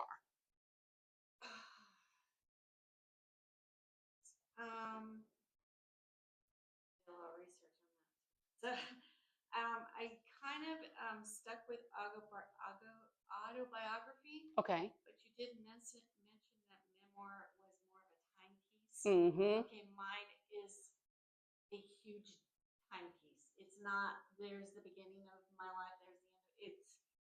Then it's a This is memoir. a big, yes. It's a so I'm memoir. gonna, right. Okay. I'm gonna. Are you going to stick put pictures in it? So, my daughter suggested I put pictures of my journal. Okay, then It that, was a recovery that happened. then that's going to require design. That's going to require design. That's more than just a layout. You need interior layout and design. Anybody have any questions so far? Am I being clear, concise? one. Okay. If you hire a traditional publisher, they help you with, is this all part of what they A do? traditional publisher will do all of All this. of this. Okay. But you need to know what they should be doing, because I will tell you, I had a client, her manuscript missed the proof editing stage because she didn't know. So she couldn't remind them, hey, this didn't get proof edited. We went from content to layout and we missed the proof editing period. The proof editing is once you get your interior layout, interior design, it's going to come to you in a PDF. That's when you proofread. So the author will typically be reading it simultaneously with a professional proof editor, proofreader. And then, you have the final notes. No, copy editor. She missed copy editing. So it went from content development to interior layout. And then when when copy editor got it, they were like, what in the world? This is, the copy editor didn't catch this. The copy editor didn't catch this. Well, what? And then we realized it had never gone to copy editing. But she didn't know because she didn't know what she was supposed to be getting from her publisher in the publishing process. That's why I say regardless of what path of publishing you choose, you should know what it entails. Because if you don't get something, you don't know you didn't get it. She didn't know. She didn't know. Hey, it got content edited. You said it should be professionally edited. Yeah, but there's 3 types of editing, not just the one. All right. So we talked about copyright, copyright.gov. That's where you can copyright human authored work. Human authored designs. If AI created it, it's not yours. Human authored. And you can really do this at any stage, even if you can even do this with your first rough, raggedy draft. Because think about it, it's going to be going in a lot of people's hands. It's going to be going into a lot of people's hands. So you can even just copy edit this stage of it. And then you can go back and copy edit it. Copy editing is not very expensive. It just depends on how you want to do it. Doing that poor man copyright doesn't get you any more money in court if someone infringes or plagiarizes. Actually, it gets you no money in court. Not for the damages that you can get if you have it copyrighted with copyright.gov. In court, all you have to prove is that it was either copyrighted or they rejected it. Even if they reject your copyright, you can still get what's coming to you in the court of law, even if they reject it. But poor man's copyright is just, you get to say, this was mine. See, I got a registered letter saying so. But it means nothing in the court of law when it comes to the money that you can get if that is infringed upon. So does that have to be done before you hire somebody to help? Some people wait until the final PDF is done and then they copyright that. It just depends on how you feel and how you trust the people whose hands you're putting your work into. They will copyright it, and what you want to make sure is if you have a traditional publisher that it's copywritten in your name. Now the ISBN number will come back to them, but that copyright needs to be in your name. And when you have your literary executor needs to know your copyright dates. They need to know when they go in and need to renew copyrights, when they need to renew trademarks, when they need to renew trade names, all of this.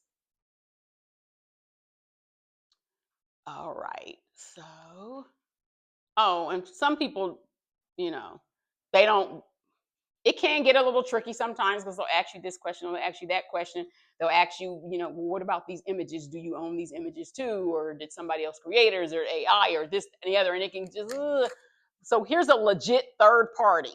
Ingram has a legit third party that will do your copyrights on your behalf.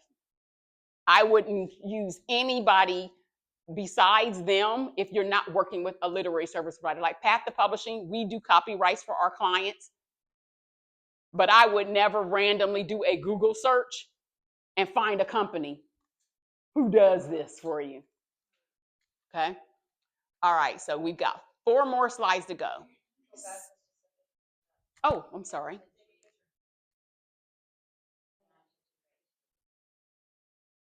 Am I going too fast? No. Okay. Okay.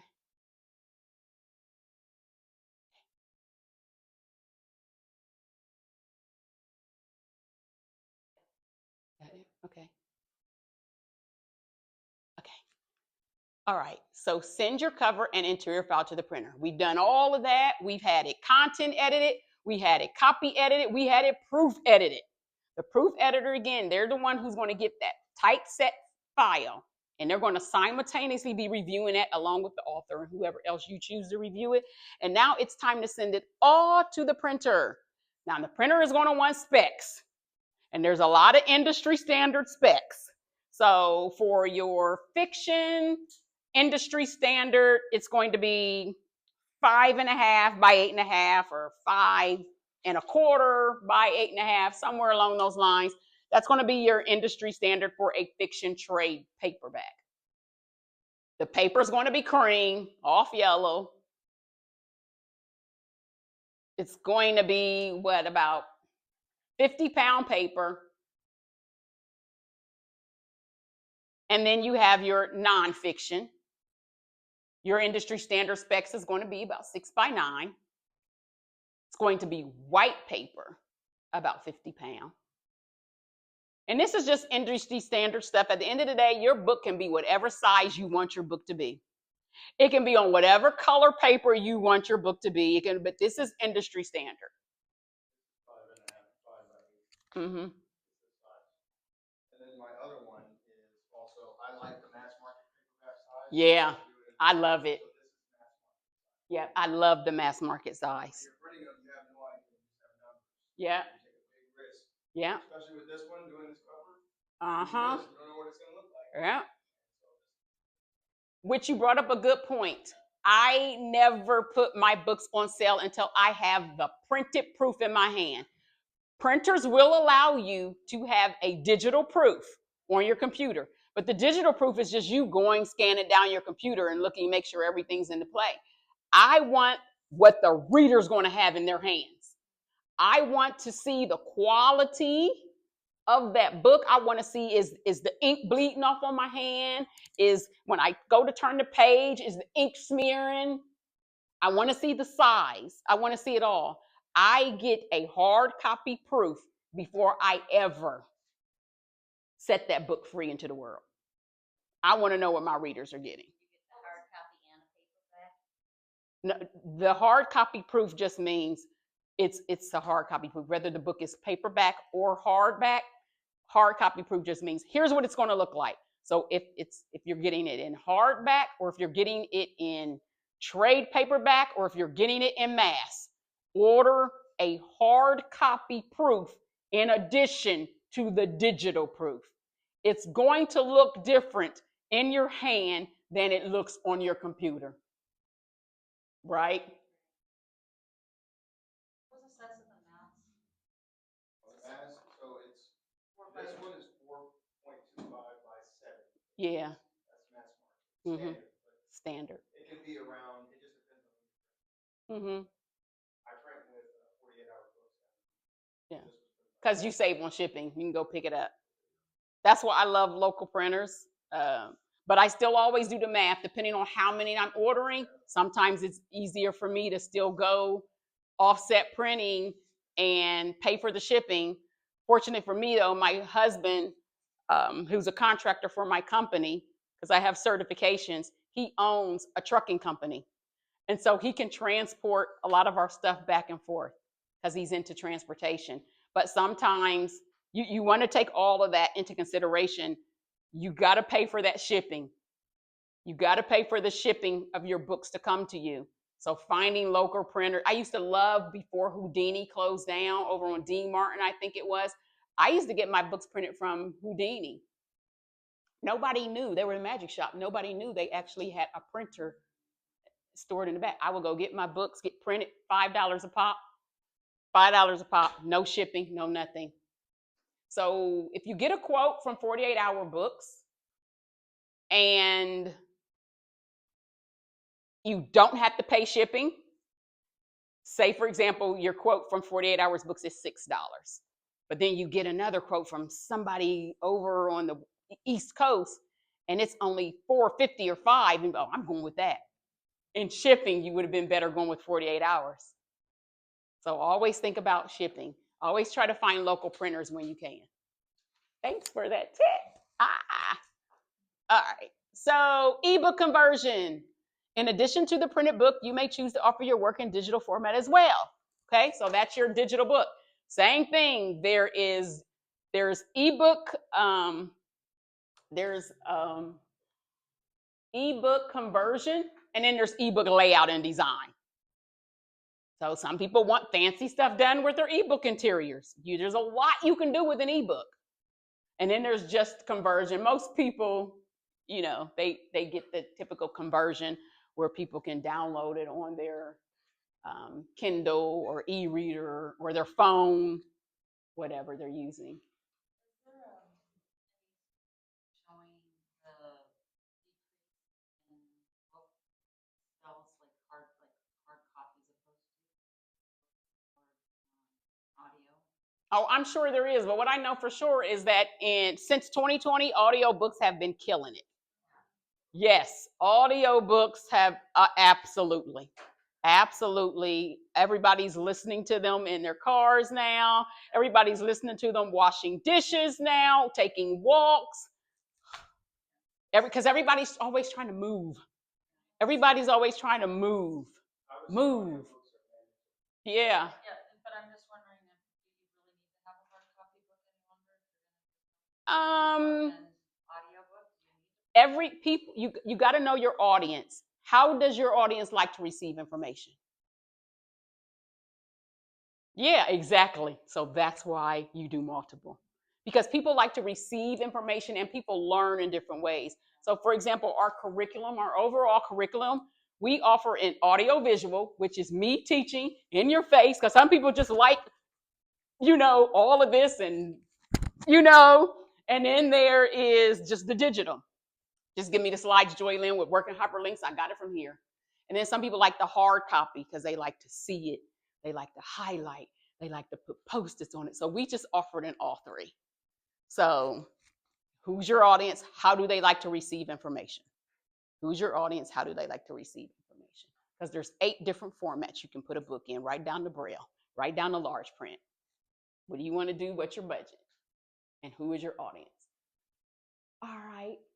Speaking of which, audiobook narration and production.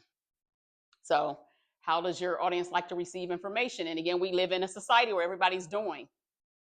Although God said we were human beings and not human doings, everybody feels like they need to be doing something. I just like being. I'm a human being.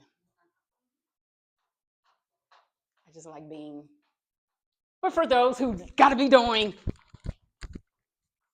ta-da! Audiobooks.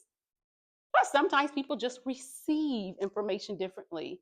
Some people, you never know what people's visual impairments they may have. So you never know. Mm-hmm.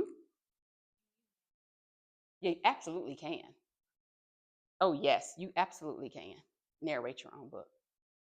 But yeah, you got to think about accessibility. Who is your audience? How accessible do you want your work to be? So someone with vision impairments, reading a book, that's why we have large print, but people have different education levels. I'll never forget when I was getting a little frustrated with my dad, because when I start publishing books, I was sending him my books. I was shipping him my books. Dad, what'd you think about it? Well, I didn't get a chance. Well, I didn't get a chance. Well, I didn't get it. I was like, furious. Like, now my dad is my biggest fan. But he had to go back to school to learn to be able to read quickly, to digest my books, because he didn't finish high school.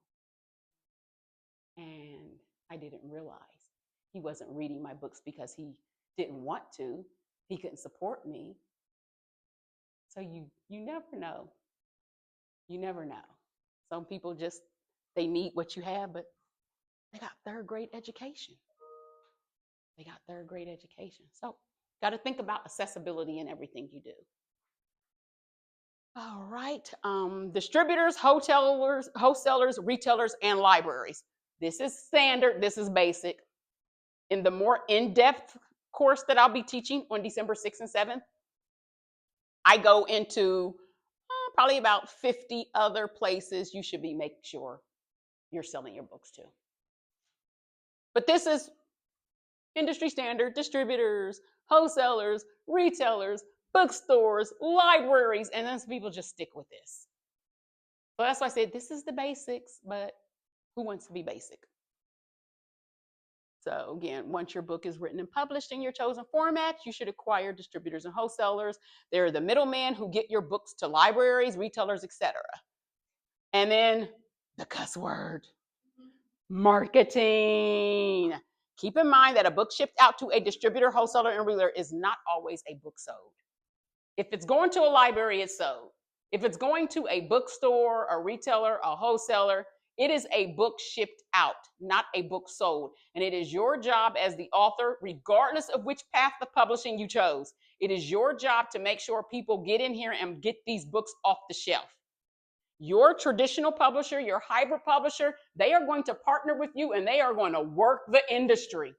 Their sales force, their sales team, they are going to pitch your book to these stores so that these stores buy your books. They are going to pitch these books to libraries. They are going to create companion pieces that add customer value. They are going to make sure it's available. So whose job do you think it is to make sure once your publisher does all that work, getting people to buy your books and shelve your books, whose job do you think it is to now get consumers to go in there and get the books off the shelves? The author. The author. It is your job to connect. Connect. Connect. Build a tribe. Build a community. Build your clients before you build your book. Build your audience before you build your book. Build your connections and real relationships. Let's spell that with a capital R. Let's spell that with a capital E. Let's spell that with a capital A. Let's spell that with a capital L. Relationships.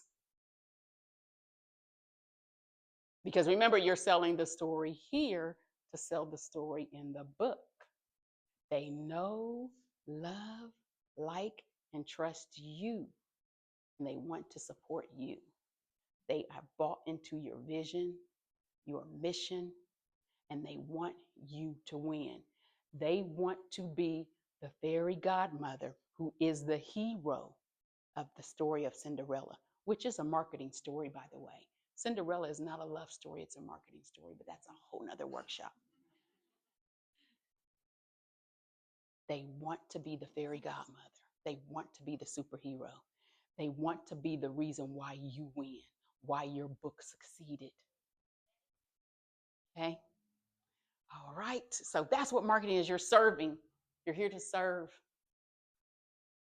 What are you writing this book for? What do you want this book to do to the reader? It could be something as make them laugh. Have you ever just had like a crazy, ridiculous day and you read a book? I was reading this book, The Sandwich, and it's this woman going through her perimenopause and menopause stage, and I was just hollering out loud. And it really was almost like healing, like laughter really was healing, because she made what I'm going through not look crazy, but funny. And it's like, my crazy's normal. My crazy's normal. Do you know what that makes you feel like when you realize your crazy is normal? So based on the genre, don't play it down because it's not some literary classic there. You know, who is your book for? What do you want this book to do for its readers? How are you serving them? How is this book going to serve them? That's what you're going to do. You're not going to be doing all of this marketing and, hey, I have a book and buy this book and it's great characters and it's it. Be a resource before you're an author. Why do you want to tell your story? You want to tell your story because you want to help people, not hurt your mom. Remember that. You want to help people, not hurt your mom. You're not using your book to call your mom out, right? If you're using your book to call somebody else out, you need Jesus. You need healed. Some stuff don't even need to be healed. Some stuff just need to die.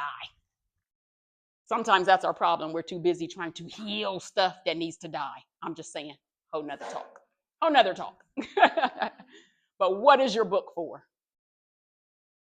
And that is how you market it. The benefits, the value, how it's going to touch a life, change a life, or save a life. My client whose book wasn't even 100 words, $20, she sold out every time. This is going to keep $20,000 a semester in your pocket.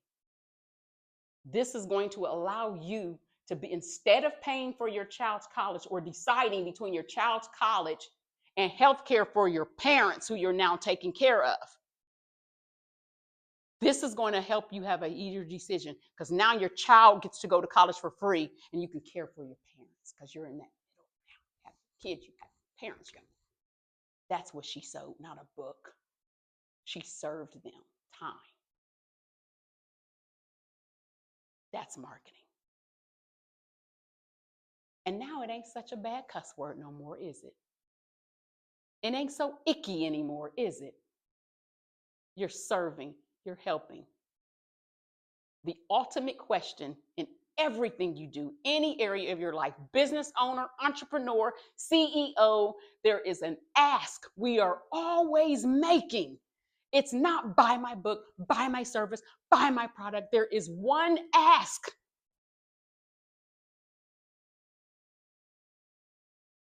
How may I help you? How may I serve you? How may I help you? How can I serve you? That's the ask. And your book needs to deliver that. Regardless of the genre. Children's book. My children's book, The Secret Olivia Told Me, sold over 100,000 copies. Scholastic Books purchased the book club rights. The Freedom Schools purchased every age-appropriate child a copy for the summer program. It has sold over 100,000 copies to date. The American Library Association gave it the Coretta Scott King honor. And with all that, what I remember the most are the emails from the parents who read the book to the child and said, because of your book, my daughter's best friend is no longer being hurt. My son's best friend is no longer being bullied. My son's no longer being bullied. Because of your book, I'm no longer with my husband because he was doing XYZ, or I'm no longer with my wife because she was doing ABC. That's what stands out most. So that's what you got to know about what you're doing. All of this stuff is basic, but who wants to be basic?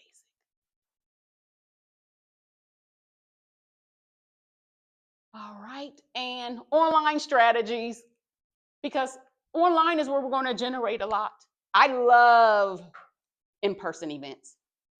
I love going out to in-person events. If I see that there's a free event going on for construction workers, I go. You're not in construction, Mom. What are you going to? So construction workers can't be served and helped? What do you have that could help anyone? We tend to put ourselves in boxes. Just call me the literary box cutter because I'm cutting you out of it today. Wherever you can go help, wherever you can go serve. People say, well, you teach this networking course. I saw you on SCORE and you taught about networking, you all these networking tips and this, but where do I go to network? The dog park, the grocery store, the library, outside. Your neighbor. You're barbecuing. Invite the neighbor. Find out who they are. How can you serve them? Every time you go outside, that's what I find. Go outside. We're always looking for things to be in this pretty blue Tiffany box, and it sometimes comes in a brown, greasy paper bag. Our messages matter. So when we get to all of the industry standard basics, sometimes people, they don't want the brown greasy bag. They want it in the Tiffany box. And so if you really want to serve and get your message to them, sometimes it's got to be in the Tiffany box. That's what all this industry standards crap is about. My job is to teach you all the rules so that you'll know which ones you're breaking and why. This is your message. This is your story, not the industry's. All right. Every expert and leader should only speak and teach those things which they are qualified to speak on and teach. That's why I can teach on just about everything. Not because I know everything. My team start calling me the literary know-it-all because I want you to know it all when it comes to your writing, publishing, and literary career, but they're way smarter than me. So even when I don't have the answers, I know someone on my team has the answers. And I'm very arrogant in my qualifications. I'm very arrogant in my truth, and whatever falls under that truth. That's the power of words. You could make it negative or positive. People made the word bad good. So when I say arrogant, some people, depending on your heart and your mind is, might take it as a negative. Because of my own story and what I've been through. Real short. Thought to be black, fat, and ugly all the way through age 14, but then somebody told me I was pretty. And so I fell head in love over heels with the first person to tell me I was pretty. And then I became pregnant at 15. Then I became pregnant at 16. All the while I'm in this horrific physical, mental, sexual, emotional, financial abusive relationship. 7 years. And I'm trying to take care of this child. And the months are coming and I don't really even know. Nobody even told me about this Title 20 where they would help me pay for childcare. So I'm working 2 jobs. I'm going to school and I'm trying to pay for childcare out of my pocket. Nobody told me about food stamps. Nobody told me that I could get a check from the county. Nobody's telling me all of this. So 1 month, I know this is too much information, but this is my story and I am unapologetic about every piece of it. And I am very arrogant in my story. I'm deciding, am I going to buy maxi pads this month or am I going to buy diapers? And so the son gets diapers and I get paper towels from restaurants and toilet paper. Yes, ma'am. Yes, ma'am. You know that story, don't you? Yes, ma'am. That's why I am the way I am. Some people, you teach so hard and you teach so rough and you teach so soft. You haven't earned the soft life yet. You haven't earned the soft era yet until you face the hard truth and the hard facts. And we don't know how much time we have on this earth. And I don't have time for pleasantries to be pretty with you. You got a message inside of you that's going to save our next generation. Only soldiers need to apply to work with me because I don't care about your feelings. I care about your story. I care about your message. And I care about the real superheroes, the person who's going to get your story. So I am very arrogant in my success and where I've come on my journey and how I've overcome my story. Some people don't like me, and that's okay. Because I can't please man and serve God. So I don't care if people don't like me. I know what I do, and I know I'm the best at what I do. And I'm very arrogant in my greatness as well, if you haven't been able to tell. I usually ask people to applaud for me before I speak because most people don't like me when I'm done, but that's okay because my job as the confrontational speaker is to confront all those parts of you that has been making you have excuses why your story is still in your head and not out there. That's my job. And I'm not doing my job if I didn't hurt your feelings. I'm not doing my job if I didn't offend you. I'm not doing my job if you didn't call me a name under your breath or in your head. But guess what? I don't even care. Because your story is going to get out here and it's going to help somebody. And it's going to save somebody. And it's going to make somebody laugh. And it's going to make somebody cry. And it's going to be a part of the legacy you leave. So what I want you to do, if you never see me again, if you never work with me again, live the legacy you want to leave. I'm done. Any questions? But y'all can clap if y'all want to. And there's water and snacks. Don't leave without water and snacks. But before anybody leaves, did everybody get what they came to learn? If you did not, I will sit in this chair until you get it. Did everybody get what they came to learn? Okay. Don't leave. If you didn't, I'm going to sit in this chair and I am going to take any questions you have so that you cannot ever say you left one of my workshops and didn't get what you came for. Okay. Thank y'all. Thank y'all for coming. Thank you so much. Bye.